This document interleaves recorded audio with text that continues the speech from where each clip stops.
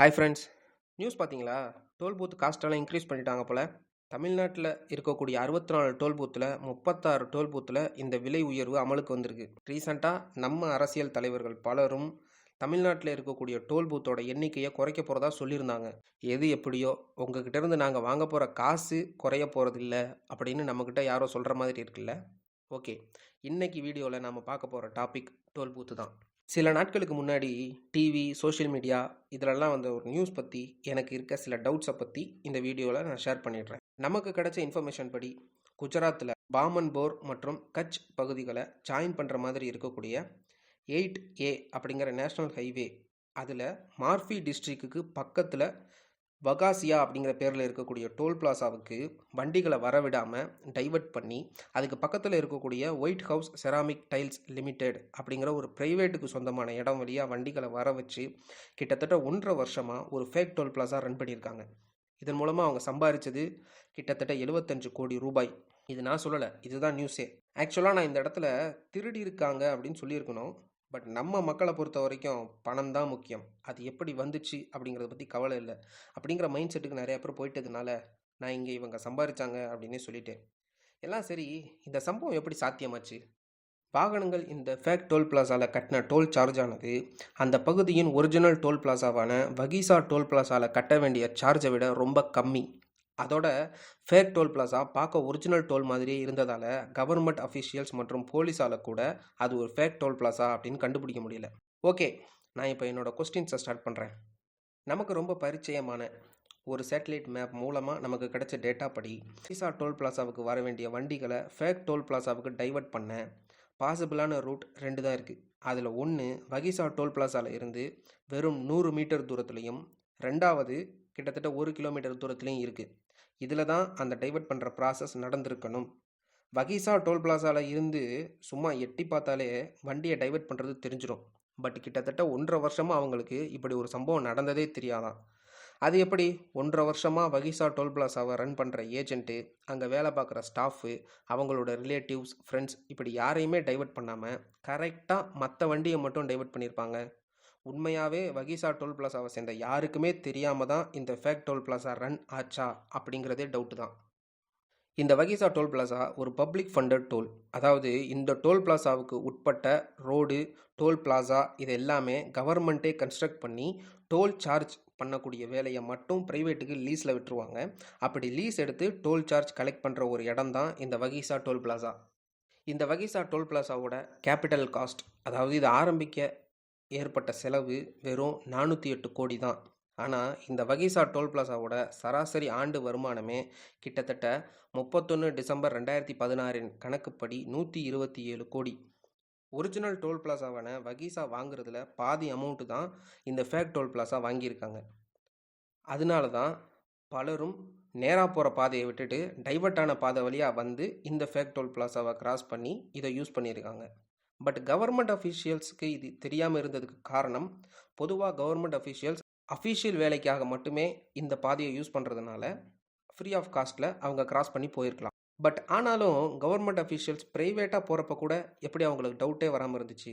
நம்ம நாட்டில் தான் சர்வீஸில் உள்ளவங்க, சஸ்பெண்ட் ஆனவங்க, அவங்களோட சொந்த பந்தம், ஃப்ரெண்ட்ஸு எல்லாருமே வண்டியில் அரசு வேலை அப்படின்னு எழுதி ஒட்டிக்கிட்டு போகிறதுனால அதனால் அவங்களால கண்டுபிடிக்க முடியலையோ என்னவோ. எது எப்படி இருந்தாலும் 2 முக்கியமான பகுதிகளை இணைக்கக்கூடிய மாநிலத்தின் முக்கியமான ஹைவேல டிராஃபிக் சடனாக குறைஞ்சது எப்படிங்கிற சந்தேகம் வகீசா டோல் பிளாசாவை சேர்ந்த யாருக்குமே 1.5 வருஷமாக வரலங்கிறது ஆச்சரியம்தான். அடுத்தது பேமெண்ட் மெத்தட். டோல் பிளாசாவை கிராஸ் பண்ணி போகணும்னா நாம் கண்டிப்பாக ஒரு அமௌண்ட் பே பண்ணி தான் ஆகணும். ஒருவேளை 24 மணி நேரத்துக்குள்ளே நம்ம திரும்பி வந்துட்டோம்னா நம்ம செலுத்த வேண்டிய பணத்தில் பாதி அல்லது முக்கால் அமௌண்ட் கொடுத்தா போதும். பட் அதுக்கும் ஃபஸ்ட்டு என்ட்ரியில் பில்லு தராமல் ரிட்டன் வரும்போது எப்படி சார் வர்றது அப்படின்னு கேட்டால் கையை காட்டு, கண்ணை காட்டு, கொக்கு பரபரா, கோழி பரபரா அப்படிலாம் கோடு சொல்லி ஏமாத்துகிற வேலை பில்லு போடும்போதும் நடந்துச்சு. இப்போ ஃபாஸ்டேக் ஒட்டியும் நடந்துட்டு தான் இருக்குது. என்னடா இப்படி சொல்கிற அப்படின்னு கேட்குறீங்களா? ஆமாங்க, ஃபாஸ்டேக் ரூல் படி உங்கள் ஃபாஸ்டேகை ஸ்கேனர் ரீட் பண்ணலைன்னா நீங்கள் டோல் ஃபீஸ் கொடுக்க தேவையில்லை, ஃப்ரீயாகவே அதை கிராஸ் பண்ணி போயிடலாம். ஃப்ரீயாகவே போகலான்னு ரூல் இருக்கப்போ யாராவது பாதி காசு கொடுத்துட்டு கோடு வாங்கிட்டு போவாங்களா அப்படின்னு நீங்கள் நினைக்கிறது எனக்கு புரியுது. பட் நாம் யார்? கவர்மெண்ட் அஃபிஷியல்ஸ் ஃப்ரீயாக செய்ய வேண்டிய வேலைக்கு அவங்க கேட்ட காசை கொடுத்துட்டு கொஞ்சம் காசு வாங்கிட்டே சர்டிஃபிகேட் கொடுத்துட்டாரு. ச்சே, என்ன மனுஷன்யா அப்படின்னு பாராட்டுற வெரைட்டியை சேர்ந்தவங்க. நமக்கு தான் ஸ்கேனர் ரீட் பண்ணலைன்னா ஃப்ரீனே தெரியாதே. அப்புறம் என்ன, அங்கே உள்ளவன் என்ன சொல்கிறானோ அதுதான் ஸ்டாண்டர்ட் ஆப்ரேட்டிங் ப்ரொசீஜர். இந்த மாதிரி ப்ராப்ளம்ஸ் எல்லாம் சால்வ் பண்ண இது ரிலேட்டடான கவர்மெண்ட் அஃபீஷியல்ஸ் என்ன ஆக்ஷன் எடுக்க போகிறாங்க அப்படிங்கிறது தெரில. இந்த இஷ்யூஸ் மட்டும் இல்லாமல் வண்டி வீட்டில் இருக்கும்போதோ அல்லது குறிப்பிட்ட டோல் பிளாஸாவை கிராஸ் பண்ணாமலேயே நீங்கள் அந்த டோல் பிளாஸாவை கிராஸ் பண்ணதாக சொல்லி ஃபாஸ்டேக் அக்கௌண்ட்டில் இருந்து அமௌண்ட் டிடக்ட் பண்ணுற சம்பவங்களும் நடந்து கொண்டு தான் இருக்கிறது. அதுபோக ஹிந்துஸ்தான் டைம்ஸோட நியூஸ் படி குருகிராம் டோல் பிளாஸாவில் எம்ப்ளாயியே ஹேண்ட்ஹெல்டு மெஷினை மேனிப்புலேட் பண்ணி டேட்டாவை இரேஸ் பண்ணி கிட்டத்தட்ட 17 லட்சம் திருடியிருக்காரு. திருடினதே 17 லட்சம் தானா, இல்லை அவ்வளவுதான் இவங்க கண்டுபிடிச்சாங்களா அப்படிங்கிறதே தெரியல. ஒரு இண்டிவிஜுவல் நினச்சாலே டேட்டாவை இரேஸ் பண்ணி திருட முடியும் அப்படின்னா டோல் பிளாஸாவே நினச்சா சந்தேகம் வருதா?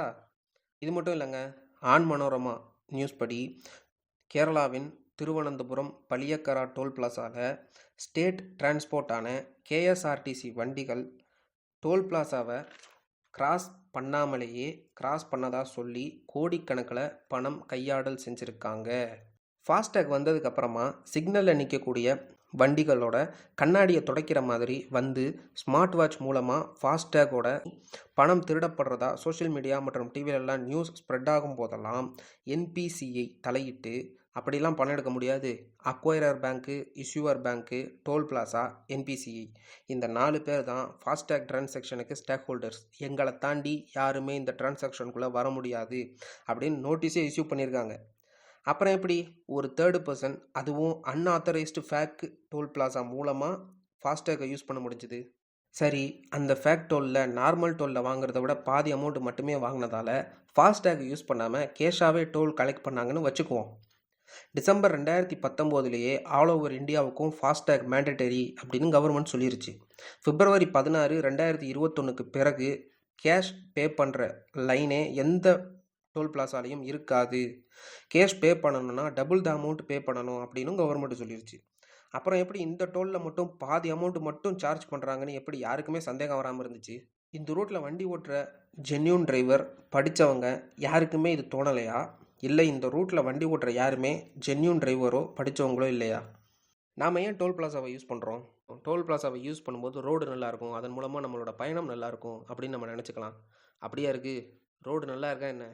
இதுக்கு பதில் நான் சொல்லணும்னு அவசியம் இல்லைன்னு நினைக்கிறேன். வண்டி ஓட்டிகிட்டு போகிறவங்களுக்கும் சரி, வண்டியில் ஏற்றிட்டு போகிற ஜாமானுக்கும் சரி ப்ரொடெக்ஷன் இருக்கும் அப்படின்னு வச்சுக்குவோமா? ப்ரொடெக்ஷன் இருக்கா என்ன? இந்த நியூஸ் எல்லாம் பார்த்தா உங்களுக்கே தெரியும் ப்ரொடெக்ஷன் இருக்கா இல்லையான்னு. ஏதாவது எமர்ஜென்சி கேர், எமர்ஜென்சி சர்வீஸ் இந்த மாதிரி ஏதாவது ப்ரொவைட் பண்ணுறாங்களா அப்படின்னு பார்த்தோன்னா எல்லா டோல் பிளாஸாலையும் எமர்ஜென்சி வெஹிக்கிள் நிற்கும். ஆனால் அந்த வண்டி எப்போ எடுப்பாங்க அப்படின்னு யாருக்கும் தெரியாது. ஏதாவது ஒரு அவசரம் அப்படின்னு அவங்கக்கிட்ட கேட்டோன்னா 1033 அப்படிங்கிற நம்பருக்கு கால் பண்ணுங்கள், எங்களுடைய வேலை காசை வாங்கி கல்லால் போடுறது மட்டும்தான் அப்படின்னு சொல்லிடுவாங்க அங்கே உள்ள எம்ப்ளாயீஸ். இந்த 1033ங்கிற நம்பருக்கு கால் பண்ணோன்னா நாம் பேசுகிறது அவங்களுக்கு புரியாது, அவங்க பேசுகிறது நமக்கு புரியாது. சூப்பரான சர்வீஸில். இப்போ டோல் பிளாஸாவோட சார்ஜெல்லாம் நீங்கள் இன்க்ரீஸ் பண்ணிட்டீங்க. இது யார் அஃபெக்ட் பண்ணும்? பெரும்பான்மையான மக்கள் ப்ரைவேட் வெஹிக்கிள்ஸில் பயணம் செய்கிறத தான் விரும்புகிறாங்க. இந்த இன்க்ரீஸ் அவங்களோட வாழ்க்கையை தான் அஃபெக்ட் பண்ணும். யாரெல்லாம் ப்ரைவேட் வெஹிக்கிள்ஸ் யூஸ் பண்ணலையோ அவங்கெல்லாம் ட்ரெயின்ஸ் மற்றும் பஸ்ஸு இதை யூஸ் பண்ணி போகிறாங்க. ஆனால் இதில் பெரும்பாலும் ரிசர்வ் பண்ணிட்டு போகிறவங்களோட எண்ணிக்கை அதிகமாக இருக்கிறதுனால அன்அஃபோர்டபுள் பீப்புள் இந்த ட்ரெயின் மற்றும் பஸ்ஸெல்லாம் யூஸ் பண்ணலாம் அப்படின்னு பார்த்தா அதையும் அவங்களால யூஸ் பண்ண முடியாது. அன்ரிசர்வ்டு பேசஞ்சர்ஸோட நம்பர்ஸ் அதிகமாகிடுச்சு, ரிசர்வ் பண்ணக்கூடிய அமௌண்ட்டும் அதிகமாகிடுச்சு. பட் ஃபெசிலிட்டிஸ் அதில் எந்தவித மாற்றமும் இல்லை. டோல் பிளாஸாவில் டிரான்ஸ்போர்ட்டேஷன் காஸ்ட் இன்க்ரீஸ் ஆனால் அது அந்த வழியாக பயணம் செய்யக்கூடியவங்களை மட்டும் இல்லை, கூட்ஸோட ப்ரைஸையும் இன்க்ரீஸ் பண்ணும். அது எல்லா விதமான மக்களையும் பாதிக்க செய்யும். எந்த டோல் பிளாஸாலையும் அவங்க எவ்வளவு பணம் கலெக்ட் பண்ணணும் அப்படிங்கிறத பற்றியோ, நம்ம கட்டுற பணம் ஒவ்வொன்றும் அவங்க அக்கௌண்ட்டுக்கு போக போக அவங்க கலெக்ட் பண்ண வேண்டிய ஒட்டுமொத்த அமௌண்ட்லேருந்து அது டிடக்ட் ஆகுதா அப்படிங்கிறத பற்றியோ எந்த விதமான போர்ட் ஆஃப் இன்ஃபர்மேஷனும் இருக்கிறது இல்லை. கவர்மெண்ட்டோட சைட்டில் நம்ம போய் பார்த்தாலும் அதில் இருக்கக்கூடிய தகவல்கள் பெரும்பாலும் மிஸ்இன்ஃபர்மேஷனாகவோ டிரான்ஸ்பரன்சி எதுவும் இல்லாமலோ அப்படி தான் இருக்குது. ஆல் ஓவர் இந்தியாவில் ஃபாஸ்டேக் மேண்டட்டரி பண்ணதுக்கு அப்புறமும் ஃபாஸ்டேக் பேமெண்ட்டுக்கு சர்வீஸ் ப்ரொவைட் பண்ணுற எந்த பேங்க்கோட வெப்சைட்லேயும் இருக்கக்கூடிய டோல் பிளாஸா லிஸ்ட்டில் இருக்க டோல் பிளாஸா எண்ணிக்கைக்கும் national highway authority of India அவங்களோட டோல் இன்ஃபர்மேஷன் சிஸ்டத்தில் இருக்கக்கூடிய டோல் பிளாசா எண்ணிக்கைக்கும் நிறைய டிஃப்ரென்ஸ் இருக்குது. பல இடங்களில் இருக்கக்கூடிய டோல் பிளாசா பற்றின இன்ஃபர்மேஷன் எதுவும் இந்த சைட்டில் கிளியராக இல்லை. நம்ம கவர்மெண்ட் அஃபிஷியல்ஸ் குட் கவர்னன்ஸுக்கு மிக முக்கிய தேவையான டிரான்ஸ்பரன்சி, அதாவது வெளிப்படைத்தன்மை அப்படிங்கிற வார்த்தையோட உண்மையான மற்றும் முழு அர்த்தத்தையும் உணர்ந்து முழுசாக அதை செயல்படுத்த உண்மையான ஆக்ஷன் எதுவும் எடுக்கிற வரைக்கும் இந்த மாதிரி ஃப்ராட் ஒர்க்ஸ் கண்டினியூ ஆகிட்டே தான் இருக்கும். சுதந்திரம் வாங்கி 75 வருஷத்துக்கு மேலே ஆச்சு. இன்னும் எத்தனை வருஷத்துக்கு பிறகு தான் நம்ம ஆஃபீஸர்ஸ் டிரான்ஸ்பரன்சி, அக்கௌண்டபிலிட்டி, நான் பார்ட்டிசன்ஷிப் மாதிரியான விஷயங்களை ஃபாலோ பண்ணி குட் கவர்னன்ஸை இன்ஷூர் பண்ணி இது மாதிரியான ஊழல்களை எல்லாம் தடுக்க போகிறாங்கன்னு எனக்கு தெரியல. நம்ம மீடியா நண்பர்களுக்கு ஒரு வேண்டுகோள் என்னென்னா, எந்த ஒரு நியூஸையும் அப்போதைக்கு இருக்கக்கூடிய இன்ஃபர்மேஷன்ஸை மட்டும் வச்சு நியூஸ் பப்ளிஷ் பண்ணிவிட்டு அடுத்த நியூஸுக்கு போகாமல் இது மாதிரி ரிசர்ச் பண்ணி இருக்க மிஸ்டேக்ஸ் எல்லாத்தையும் சேர்த்து ரிலீஸ் பண்ணிட்டா கவர்மெண்ட் இதில் ஏதாவது ஆக்ஷன் எடுக்க ரொம்ப ஹெல்ப்ஃபுல்லாக இருக்கும். அப்போ தான் நாம் மீடியா ஜனநாயகத்தின் 4வது தூண் அப்படின்னு சொல்கிறது சரியாகவும் இருக்கும். நன்றி.